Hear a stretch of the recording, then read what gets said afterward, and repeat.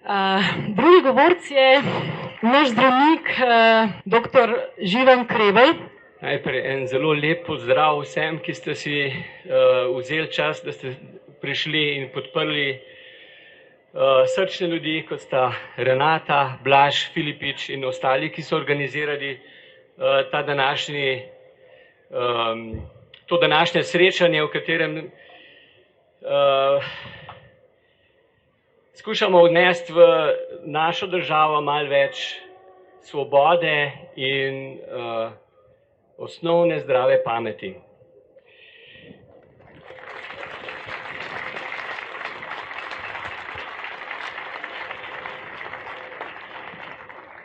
Tu sem kot zdravnik, tu sem kot oče.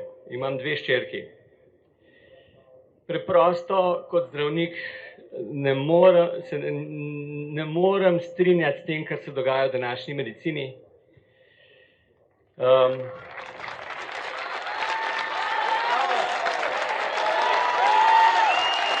Hvala.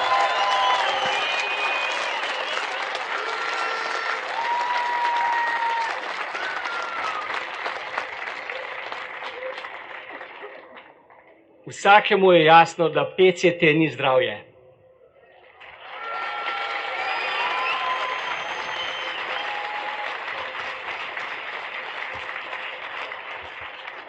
Že moj predhodni govornik Milan, ki je iz znanosti, je poudaril, da strah in zdravje ne gresta skupaj.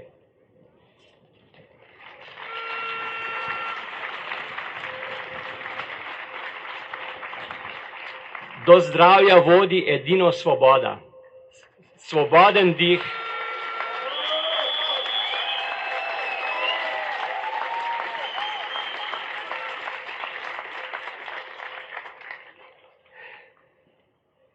Jaz sem sicer malo starejši, sem pa bolj angažiran, predvsem zaradi tega, ker si ne moremo dovoliti tega, kar nam delajo našim otrokom.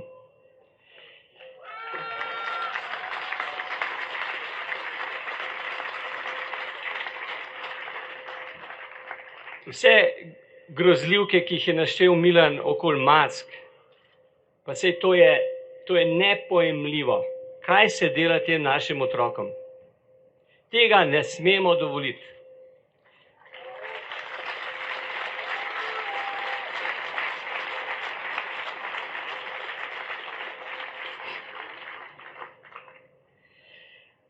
Seveda naši nasprotniki poudarjajo, da zanikamo virus. Sem zdravnik in vem, da virusi obstajajo. Saj tako so nas učili. Zanikamo pa in odločno nasprotujemo vsem tem nesmiselnim in prekomernim ukrepom, saj iz prebiranja znanstvenih člankov vemo, da je virus po nevarnosti na ravni navadne gripe.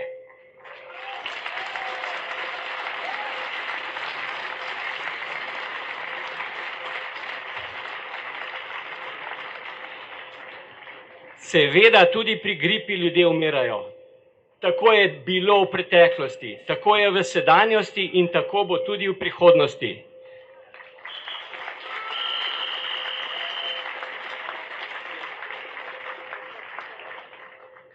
To je na žalost nek naravni tok v življenju.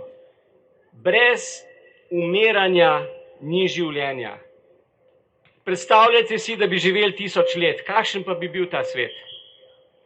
Edino z umiranjem se regenerira človeška rasa in z umiranjem se regenerira tudi biosfera.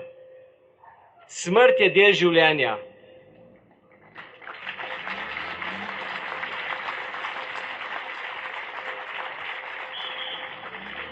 Seveda ta smrt pride prej, če ne skrbimo za lastno zdravje. Če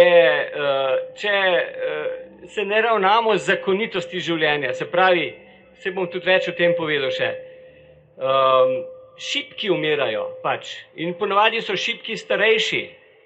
Še posebej ta šibkost prej pride,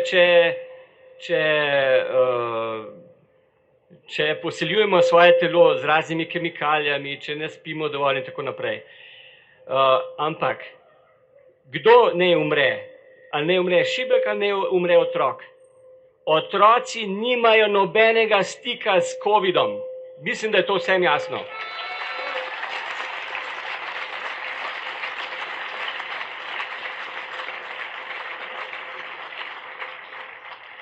Ne moremo si dovoliti, da bo prevladala teza, da je zgolj eksperimentalni farmacevtski preparati lahko povrnejo zdravje. In to, da se pravzaprav že nekako pripravlja in se že to praktično udejanja, da se cepi otroke, to je jasen kriminal. To moramo absolutno ustaviti.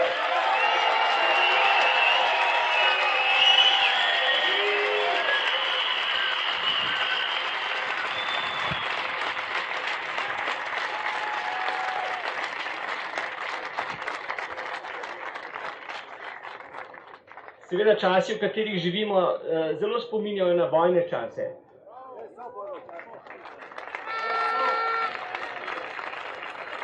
V takih časih je pa nujno, saj to je treba poudariti, skrbeti za lastno moč.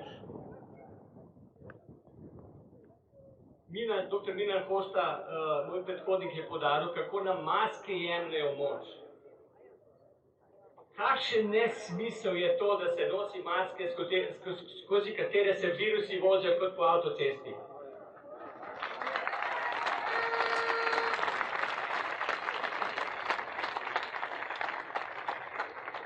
To ni zraslo na mojem zelniku, to je zraslo na zelniku znanstvenikov, ki so preučevali maske. No, v teh časih je seveda nujna lastna moč, ker nam jo skušajo vzeti. Kaj narediti? Prva stvar je, izključimo radio in televizijo.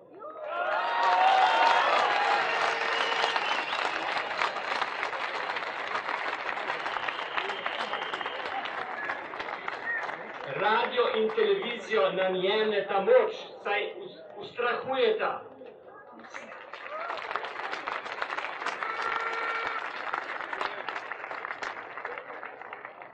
Gre za enak način delovanja, kot ga je uporabljal že Goebbels. Si želimo tega?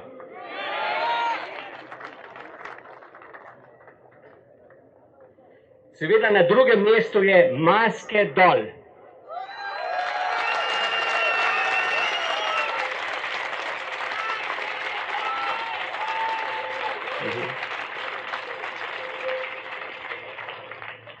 Milan je poudaril veliko vidikov mask, se pravi psihološke vidike, fiziološke vidike in seveda tudi kemijske vidike mask.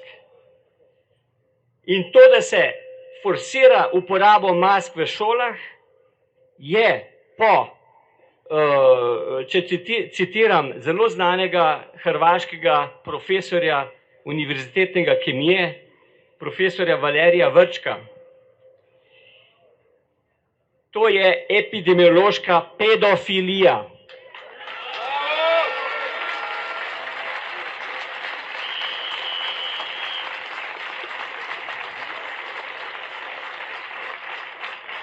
In gre za epidemiološko nasilje nad otroki in za kemijsko nasilje nad otroci.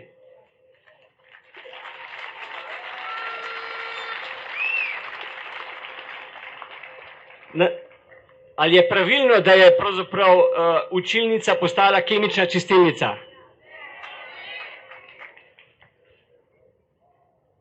Jaz sem si vedno predstavljal šolo kot okolje, v katerem se sproščeno, v ljubečem duhu pridobiva znanje. Kaj od tega je ostalo v teh šolah? Tako je, to je zapor za otroke. Tega si ne smemo dovoliti.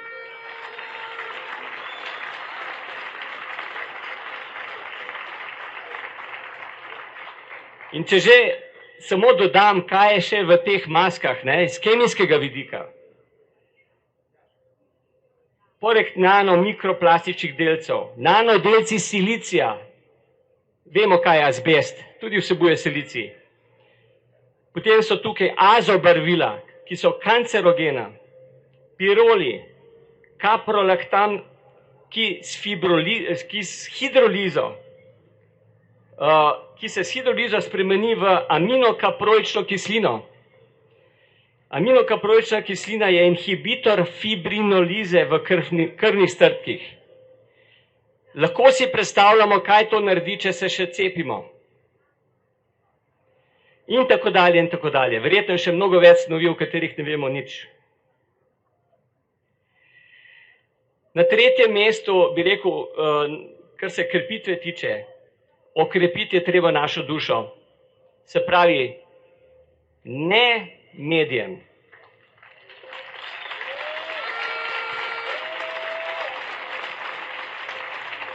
Vzemimo si čas zase, pojdimo v naravo, meditirajmo, dihajmo,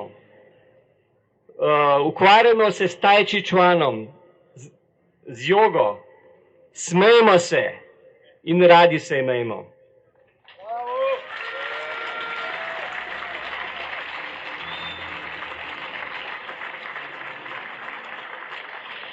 Na četrtem mestu je treba ukrepiti tudi lastno telo, če hočemo biti močni.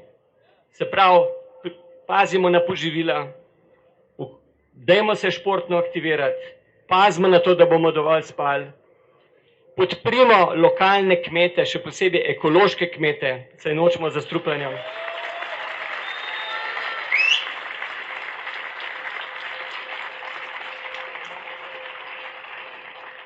Tudi letni post spada k močnemu zdravju, čeprav medicina to kritizira. Enako velja za sončenje. Izključimo kemijo iz življenja, izključimo sevanje iz življenja. Na petem mestu pa to ni rangirano po pomembnosti. Pazimo s cepivi. Vidimo, da celoten projekt je nekako usmerjen v to, da bi se čim več ljudi cepilo. Ne vem. Kolikor sem jaz videl cepljenih ljudi, veliko je med njimi takih, ki so popolnoma brez energije, tudi umsko so nekako na pol mrtvi. To za mene niso zdravi ljudje.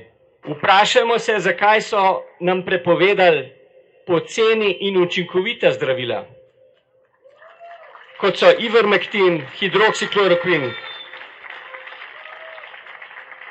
Zelo veliko podatkov je s terena, iz tujine, da so ta zdravila zelo učinkovita in bi zmanjšala smrtnost za zelo veliko. Ja, ta zdravila so prepovedana v Sloveniji. No in potem seveda, ker smo pred hramom slovenske demokracije, že zelo dolgo nas učijo, da je politika nekaj zelo umazanega, ne?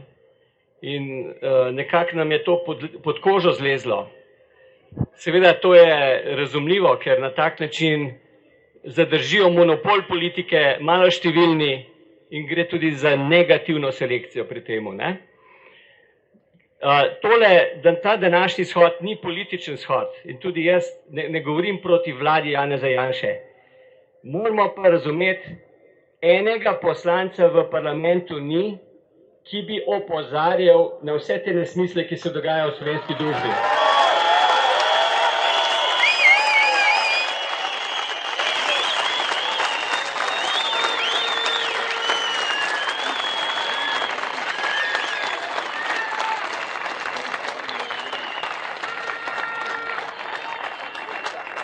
Nujno je, da se vsi aktiviramo, tudi politično, in da zamenjamo prav vsakega poslanca v tem parlamentu.